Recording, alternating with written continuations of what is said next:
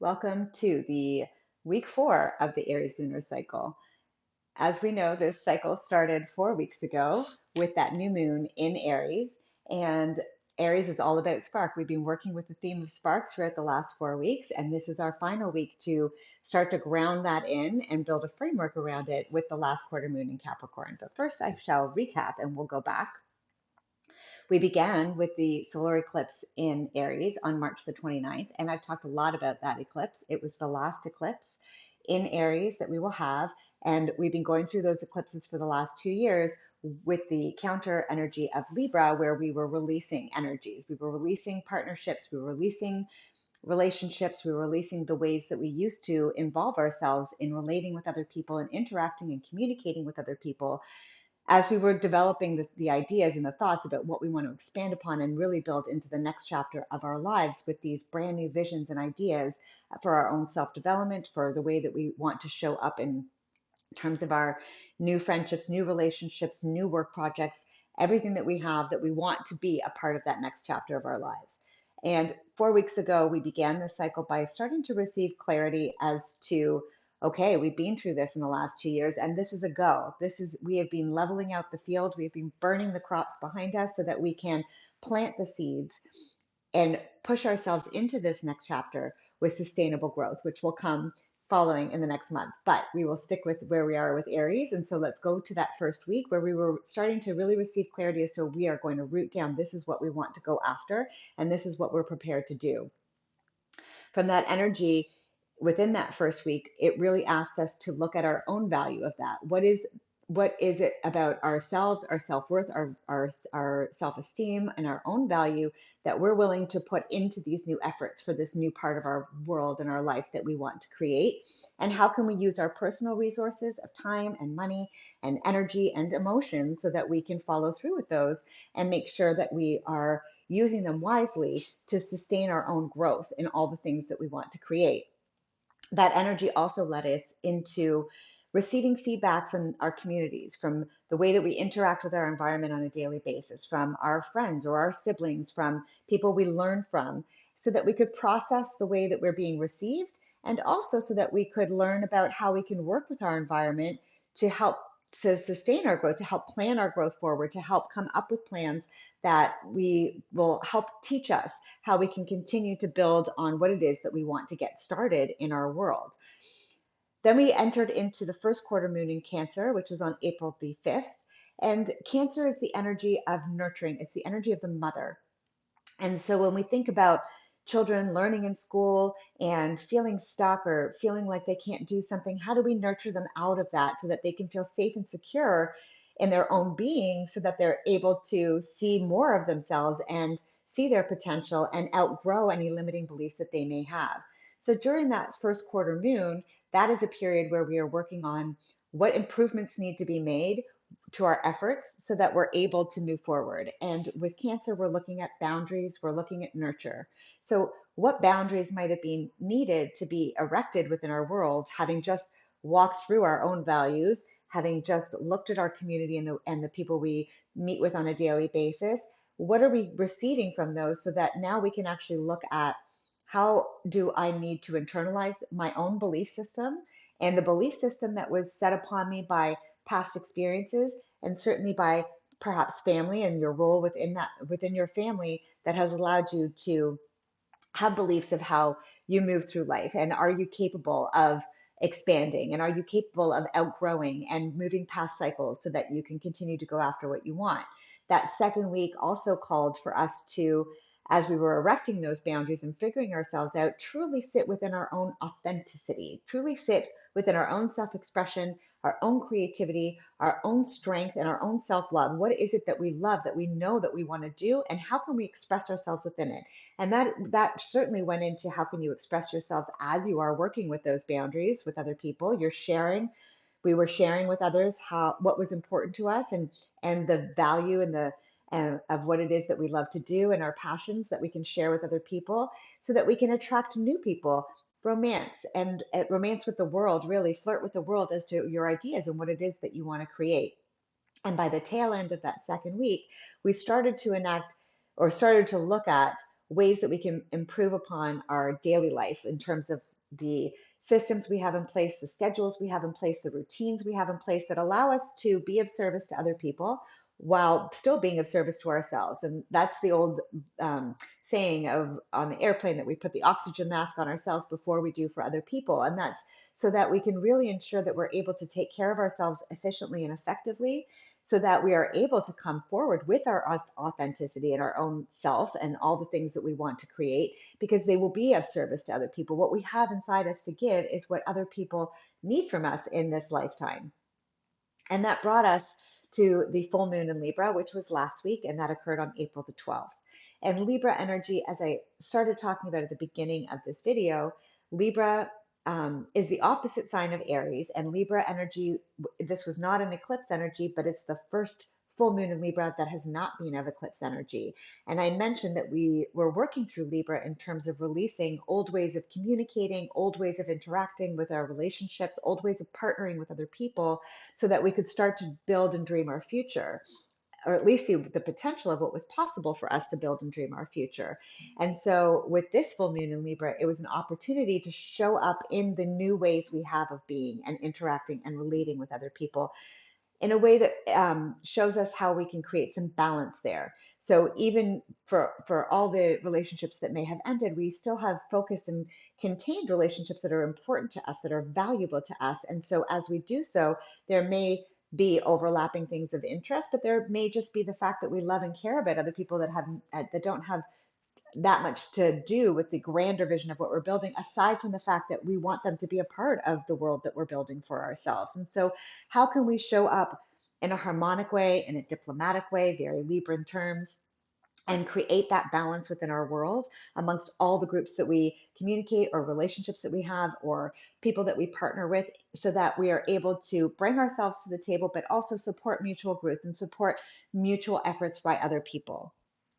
Throughout last week, as we were working with that full moon energy, we also started to learn how can we transform some of the attachments that we may have that might not be healthy to us. So when we're looking at those relationships and the way that we interact with people, we're looking at ways that how do we transform any fears that we might have, any control that people have over us in terms of our resources that we have to give, our time, our money, our energy, our emotions, so that we are able to sustain our own growth and sustain our peace and our balance in what it is that we would like to have in our relationship. So how could we transform the resources that we bring to the table, those things that we just talked about, in terms of how we share ourselves with others so that we are supporting growth. And so that might mean that there are relationships that have to shift on different levels or that we need to release in order to be sustainable for ourselves. And that brought us towards the end of the week where we were looking at, once we get to that point, how are we going to look for different perspectives? How are we going to be able to educate ourselves? This could involve new educational pursuits. It can involve ways that we're going to travel. It could involve new people that we're going to be spending our time with so that we can understand how we're able to evolve all the dreams, all the goals, all the visions that we have. And it's that tail end of that energy was very explorative, and it could be very up in the air because it's within that full moon of Libra where we are still looking at the ways that we want to partner with people, but we're trying to partner with people and their dreams and their visions, and we're trying to transform any feelings of control or power or the way that we might feel limited by other people so that we can support each other and really shift those resources so that everybody's able to go after what they want. And that brings us to this last quarter moon, this fourth week, which this last quarter moon is in Capricorn. And Capricorn is all about the foundation. It's about building, but strictly, and sorry, more to the point, it's about building that foundation. So as we've moved through this whole cycle of how we want to build out this spark and evolve this, not just a spark, but likely sparks within all aspects of our lives, how can we build a framework that's going to support that, given that we're just coming off of some releasing energy, some partnering energy, and some exploring energy as to what might be possible out there? How can we now start to build a framework that's going to work with us? Capricorn is like the assembly line. It's like the factory. So it needs rules and regulations and responsible discipline and self-authority to have things put in place that will sustain our efforts as to what it is that we want to build into our world. Capricorn is the sign of public image, it's a sign of legacy. So how can we do things in a way where we're showing up for ourselves to build the dream, our dream of what we want our future to be and what we want to leave behind in this lifetime versus us being building that dream for other people. So as we work through this week, the last quarter moon is all about using your discernment. It's about really looking at how can you look at your resources that you have and build that structure into place so that you're working towards your own goals. And this week will take us into, once we have that framework in place and we have an idea of the resources we have at our disposal to work with, as we start to shift our ideas and work with the groups that we belong to, be them our family groups and our work groups and our friendship groups and the places we volunteer our time with, how do we show up in those so that we are able to contribute, and where do we want to contribute based on the things that we want to create? So the groups that we want to work with, how can we then show up so that we're able to do so in a way that speaks to our own growth and still speaks to contributing to the greater good, the greater goals, the common goals that we share with all those people. So as we do so, are we being called to let go of groups that no longer align with us? So because they are not going to fit into this framework that we're building, or how can we come up with innovative ways that we can continue to work with those groups by showing up as ourselves and maybe just in a different way? The energy will then shift into the area of release. So what are the people, the places, the things that we need to kind of let go of in order to see that bigger picture and dream up even more potential, idealize even more potential as to what could be possible, which gives us a really good idea based on what we've been working with that spark. At the tail end of this week, we're going to be looking at that spark once more when the moon is in complete darkness before we enter into the next cycle. And in that dark phase, when we're brought back into Aries, we've made it through all the signs of the zodiac back to the sign of Aries.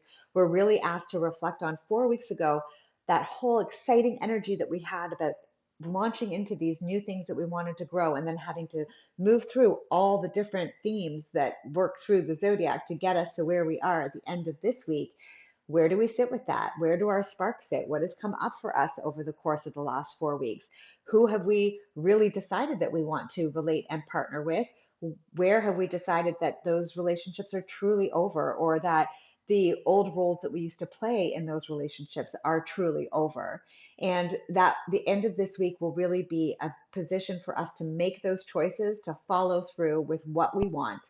Because next month we enter into the new moon in Taurus, which is where we start to really ground in. We really start to water the seeds that have been planted and nurture those seeds that we've been planted to grow and ground in what it is that we want. So that is the wrap up.